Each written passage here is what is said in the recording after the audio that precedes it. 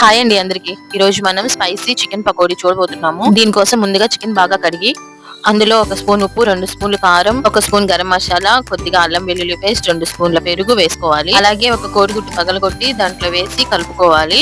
కలుపుకొని అందులో 2 స్పూన్ల శనగపిండి, ఒక నిమ్మకాయ కట్ చేసి పిండుకోవాలి.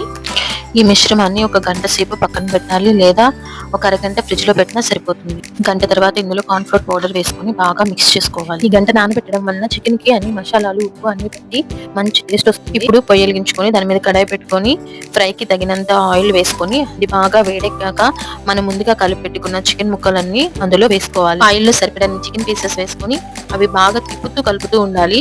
అప్పుడు బాగా ఎర్రగా వస్తాయి. ఇది గోల్డెన్ బ్రౌన్ కలర్ వచ్చినప్పుడు ఆల్మోస్ట్ ఆల్ మన చికెన్ పకోడీ రెడీ అయినట్లే. వేగాక ఇవి తీసి ప్లేట్ లో వేసుకోవాలి. ఎలా ఉందో మీరు కూడా ట్రై చేసి టేస్ట్ ఎలా ఉందో కామెంట్ చేయండి. నచ్చితే లైక్ చేయండి, సబ్స్క్రైబ్ చేయండి. టేస్ట్ మాత్రం చాలా బాగుందండి. నేను టేస్ట్ చేశాను.